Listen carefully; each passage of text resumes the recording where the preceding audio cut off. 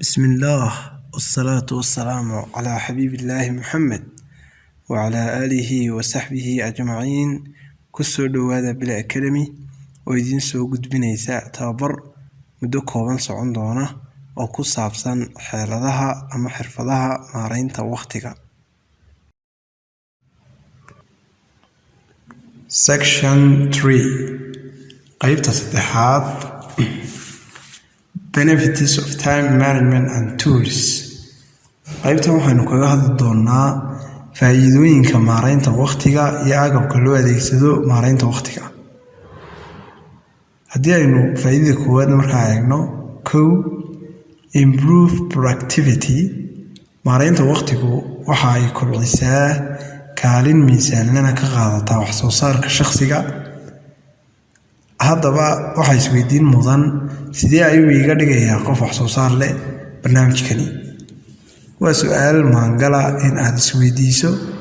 haddii aan wax yar ka taataabto jawaabta weydiintaas, marka aad samaysato hanaan wanaagsan oo aad u qaybiso hawl maalmeedkaaga, waxaad kala soocaysaa howlaha muhiimka ah ee aad dheef adduunyo ama mid aakhiro miduun ka helayso iyo kuwa kale.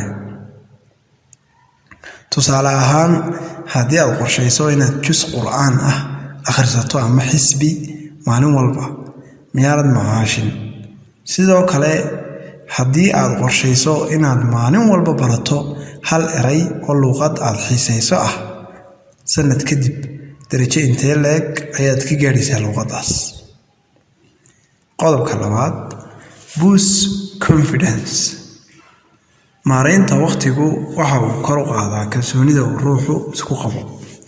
tusaale ahaan, kalsooni intee la-eg ayaa ku gelaysa markaad garanayso jihada maalintaada, sida howlaha ku yaal, hanaanka aad u cibaadaysanayso, muddada aad ku bixinayso shaqadaada ama waxbarashadaada, waqtiyada aad la qaadanayso qoyskaaga, iyo sidoo kale aminta aad la xiriirayso bulshadaada sida asxaabta iyo cidda aad wada shaqaysaan. haddiise aad kulan ama shir muhiima gelayso, diyaargarow intee leeg ayaad sii samaynaysaa shirka ka hor, ilaan adigu waad nidaamsan tahay.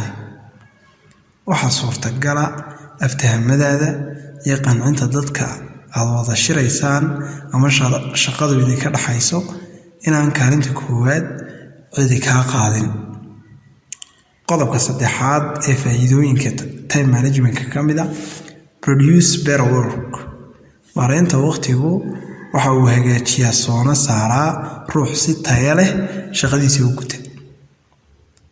haddii aad maaraysato waqtigaaga, waxaad noqonaysaa ruux ilaaliya ballamaha dadka, waxaad noqonaysaa ruux kusoo kalaha shaqadiisa ama waxbarashadiisa, waxaad noqonaysaa ruux kobciyey dadla dhaqankiisa, waxaad noqonaysaa ruux ku soo talagalay shaqo wanaagsan, waxaad noqonaysaa ruux hufan oo adaabtiisu dhowrsoon tahay. sidoo kale waxaad noqonaysaa ruux la isku halayn karo oo ammaanada xafidi karo. qodobka afraad, reduce stress. maareynta waqtigu waxay yaraysaa warwarka, walaaca ama qulubka iyo mashquulka maskaxda ee aan faa'iidada lahayn. waa suurtagal in aad mararka qaar isu aragto warwar iyo diiqad aanad garanayn dhan ay kaaga timid, dabadeedna aad kiniinka madaxa cunto ama isu maaweeliso filim ama isticmaalka baraha bulshada. waxaa hubaala inaad tahay ruux ku wareersan wixii uu qaban lahaa oo hadaf la-aan ku waabariistay. haddaba maxaa kuu diiday inaad hadda jadwal samaysato oo aad nashqadaysato dariiqii aad ku hanan lahayd hadafkaaga? mise waxaad sii ahaan doontaa ruux markhaati ka noqda guulaha ay qayrkii u gaadhaan si maalinla ah, kadibna ciilla noole noqda oo dadka horumara xaasida? adigaan kuu dhaafayaa qadiyadan go-aankeeda. qodobka shanaad, feel efficient. maareynta waqtigu waxay dareensiisaa qofka hufnaan iyo inuu u shaqeeyo si hagarasho la'aan ah. Kaba soo qaad inaad tahay ruux si wanaagsan u qaybqaybiya hawlihiisa maalinlaha ah. Hufnaan intee le'eg ayaad dareemaysaa markaad hawl u qabato sidaad rabtay? Werwer intee le'eg baad si dareentaa markay hawluhu isku kaa gaadhgaadhaan qorshayn la'aantaada awgeed?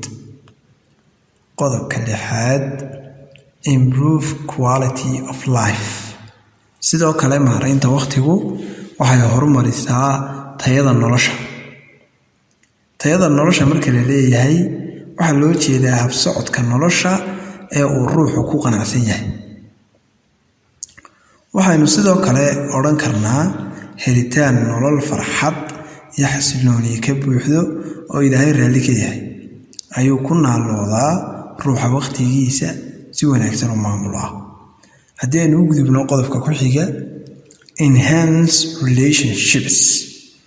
Maaraynta waqtigu waxay kor u qaadaa oo bilic u yeeshaa xiriirka ruuxu la leeyahay Rabbigiisii abuuray iyo bani aadamka ku hareeraysanba.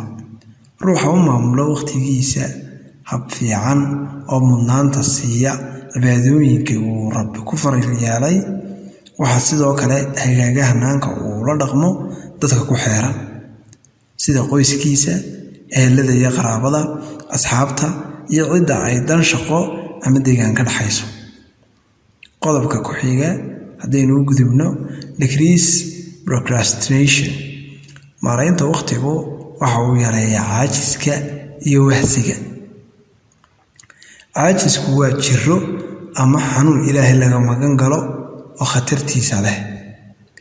Rasuulka Ilaahayna sallallahu calayhi wasallam subax walba waa uu ka ducaysan jiray caajiska isagoo odhan jiray: Rabbi acuudu bika min alkasli wasuu'i alkibar wa acuudu bika min cadaabi fi lqabri wa cadaabi fi nnaar.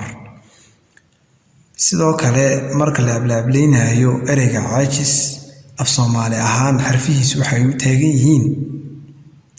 Waxaa lagu qeexay sidan: ca cibaado la'aan, a aqoon la'aan, a arrin la'aan, ja jiro, i idil ahaan, sa saamaysa jidhka.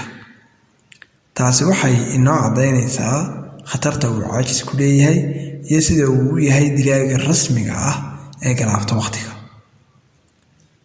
Qodobka 9, making better decisions. Maaraynta waqtigu waxay kor u qaadaa hanaanka go'aan qaadashada ruuxa. Ruuxa barnaamijkan maaraynta waqtiga isticmaalaa wuxuu qaataa go'aamo ku dhac leh, waxaanu calool adaygaa natiijada go'aamadiisa. Qodobka u dambeeya wuxuu noqonayaa having more learning opportunities. Maaraynta waqtigu waxaa laga dheefaa fursado aqoon kororsi.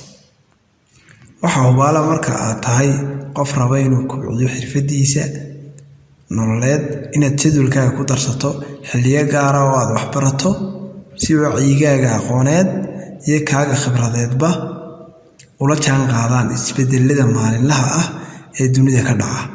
Sidaas darteed maaraynta waqtigu kaalin culus ayaa ay ka gelaysaa arrimahan oo kale. Tools of time management. Waxaynu ku dhigan doonaa qaybteennii 3aad casharkeena 2 agabka loo adeegsado maaraynta waqtiga. Number 1, to-do list. Diiwaan hawleed. Diiwaan hawleedku wuxuu naga caawiyaa sumadaynta iyo qoridda hawlaha maalinlaha, weeglaha ama usbuuclaha iyo sanadlahaba ah. Sidaas awgeed waa laga maarmaan inaad samaysato diiwaan hawleedkaaga khaaska ah si aad u maamusho waqtiyada aad ku bixinayso hawlaha kala duwan ee aad qabanayso. Number 2, calendar. Jadwal taariikheed ayaa uu noqonayaa afka Soomaaliga.